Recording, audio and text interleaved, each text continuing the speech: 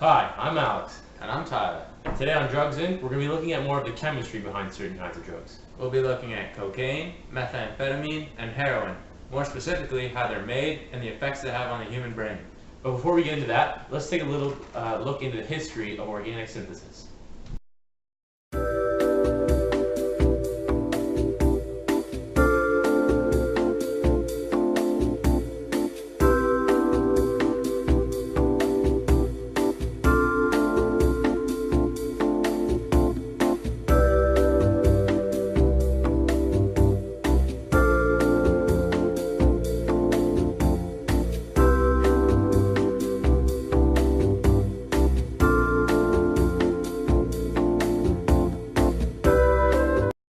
Welcome back, and first up on the list, cocaine. This looks like Ty's area of expertise, but let me just give you a little hands down as to what cocaine is. It's purified extract from leaves of the Erythrothyllum coca bush. This plant grows in the Andes region of South America, and there's different chemical process that leaves it in two main forms of cocaine. So the two main forms, powdered cocaine and crack cocaine. Powdered cocaine is commonly known as coke or blow. It can dissolve in water, and users can snort it or inject it. And then crack cocaine, which is commonly known as simply crack or rock, is made up from a chemical process that leaves it in its free-base form, which users can smoke it. Now, about 14% of US adults have tried cocaine. 1 in 40 adults have used it in the past year. Young men aged 18 to 25 are the biggest cocaine users, with 8% using it in the previous 12 months. Cocaine can be snorted or injected, allowing the drug to reach the bloodstream quickly.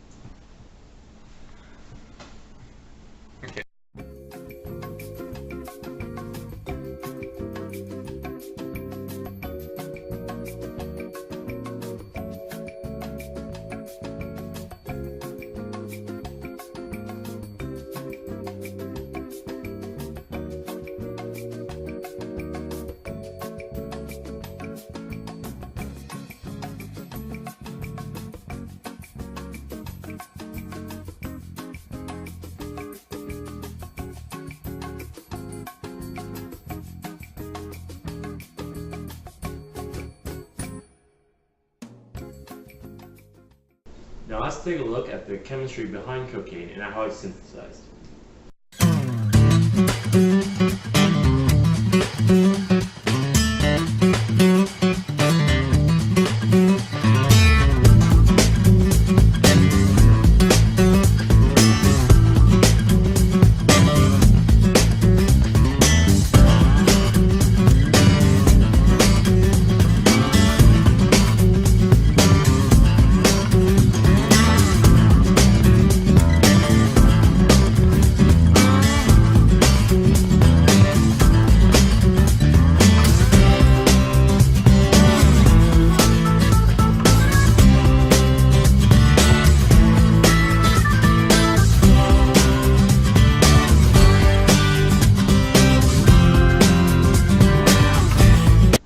With all the regular effects of cocaine, there's also a lot of negative side effects that come along with doing cocaine. Like for the heart, for example. Cocaine's bad for the heart. It increases the heart rate and blood pressure while constricting the arteries supplying blood to the heart. The result can be a heart attack, even in young people without heart disease. Especially in your brain too. Cocaine can constrict blood vessels in the brain, causing strokes. This can happen in young people without other risk factors for strokes. Cocaine causes seizures and can lead to bizarre or violent behavior. It also affects the lungs and the respiratory system. Snorting cocaine damages the nose and sinuses, and regular use can cause nasal perforation. Also, your gastrointestinal tract.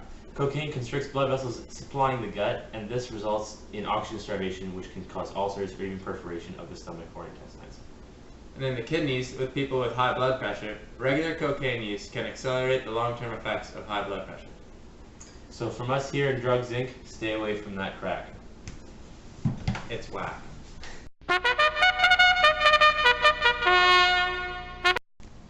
Alright, let's start with cocaine. Chemical formula is C17H21NO4. Now we're at the organic chemistry molecule of cocaine. So we have a benzene ring. It's going to be connected to This right here, I'll talk a little bit about it later, is going to be an ester.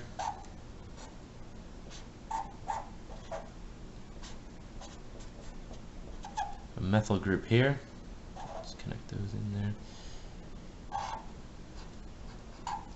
Our oxygen is going to come over.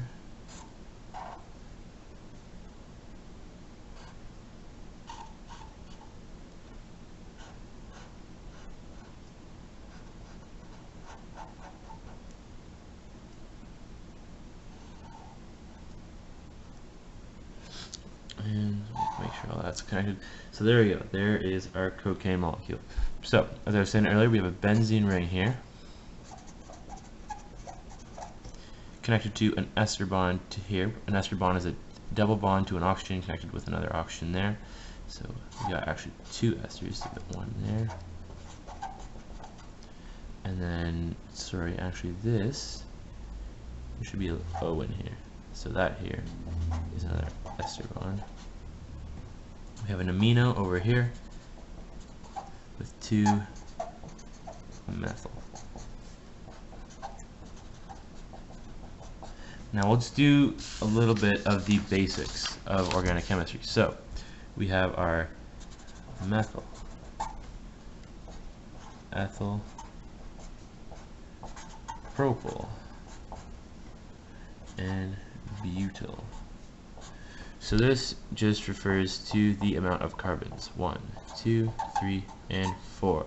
So, or as we like to call it, monkeys eat plenty bananas. Just look at the front right there. So, just a quick rundown of the basics of organic chemistry. We have our alcohols. So those ends in all, and that is any OH. Right, so these are our alcohols. We have our ethers and our esters. So as we talked about earlier, our esters are a double bond oxygen with another oxygen. And then our ethers is an oxygen sandwich. So something like that. Our bonds, whether or not it's a single, double, or triple bond, we go for alkanes, which is single bond between the carbons. Our alkenes, double bond between the carbons. And our alkynes, which is a triple bond between carbons. So that's just a quick rundown of some of the stuff that is seen in organic chem, although it's not. There's a couple other things in here that are a little more complicated than what we discussed, but that's more or less the basics of cocaine. So altogether that gives us a methyl, 1R, 2R, 3S, 5S, 3 benzoyl oxy, 8 methyl, 8 as a bicyclo, 3, 2, 1 octane, 2 carboxylate. Alright, so next up we have the drug heroin. Also known as H, smack, horse, brown, black, tar, and a lot of other names.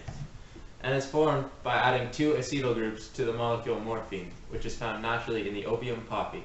So the name heroin was derived from the Greek word heros because of its perceived heroic effects upon the user. It was developed chiefly as a morphine substitute for cough suppressants that did not have any of morphine's addictive side effects.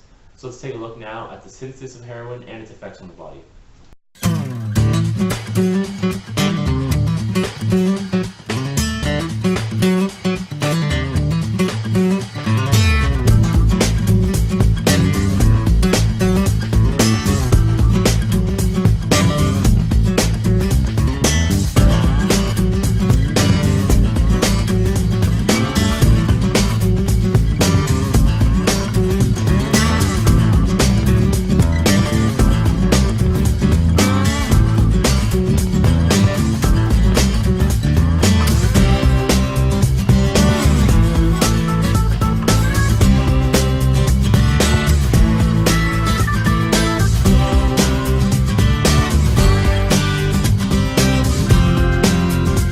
Like any drug, heroin has a lot of side effects.